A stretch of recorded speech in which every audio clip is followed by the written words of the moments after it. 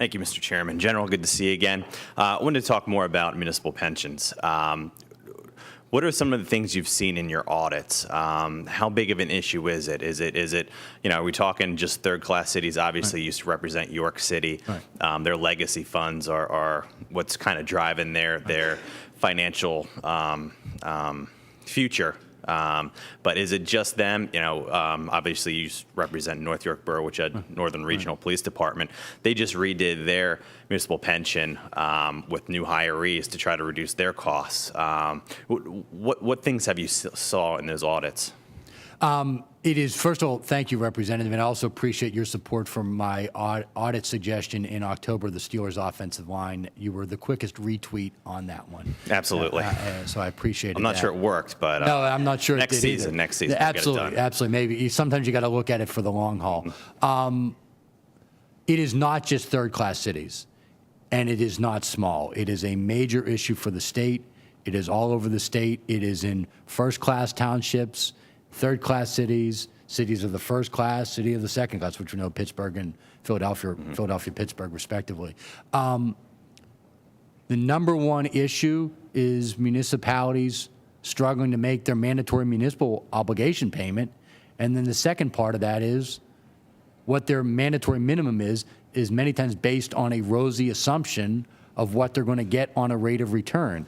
And then lo and behold, you're putting in the minimum based on a rosy assumption, add that up over a couple years, and now you're in a pretty big hole. And if you're a local government that really relies on property taxes as your funding mechanism, there's almost no way to get caught up with that.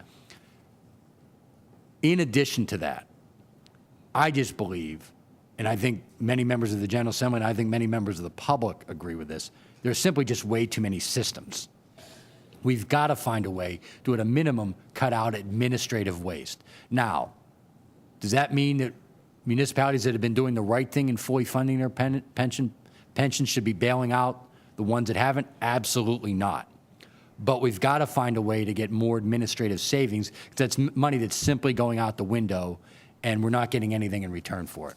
Yeah, that's always a tough one with locals. Obviously, we're a local control state. There's always a hesitation in well-funded pension systems to say, why put us in the same boat as those who have underfunding? And they make a fair point, but the ones that haven't been doing their job, I think, in a sense, they've lost the right to just start yelling local control. I mean, I get the ones that have been doing a good job, and that they certainly have a fair point, and at a minimum, they shouldn't be asked to bail out the ones that haven't been doing a good job. But for the ones that haven't been doing their job, I've lost my patience on them screaming local control. Good. Other thing to hit on with school audits, when you go in there, are you able to look at their tax base and see how their tax base has approved, not approved on their financials? There's always, especially York County, we had 16 school districts. People scream, why do we have 16 school districts? Why do we have 16 superintendents? Have you looked at specifically some school districts have merged over the time to see how their finances have gone? I often think of Central York School District. If Harley left, what does their tax base look like versus for a York County, if Harley left, what would their tax base look like, and the effects of those kind of smaller tax bases with school districts? We have much more flexibility on that in our school district audits than we do in our pension audits. So in our school district audits, we have pretty broad range to look at almost anything. And one of the things that we look at is the financial stability of the district. And there's a lot of factors that could play into that, management, tax base, et cetera. We don't go into that nearly as much on the pension side. We kind of just look at the books on that one. But none of these happen in the vacuum. I mean, we read the papers just like anybody else, and which districts have, or which municipalities are just in a better tax-based situation. But we don't take that into nearly the same account we do on the pension side as we do on the school district side. So, and that's just because we have more flexibility there. Okay. Thank you, Mr. Chairman. Thank you, General.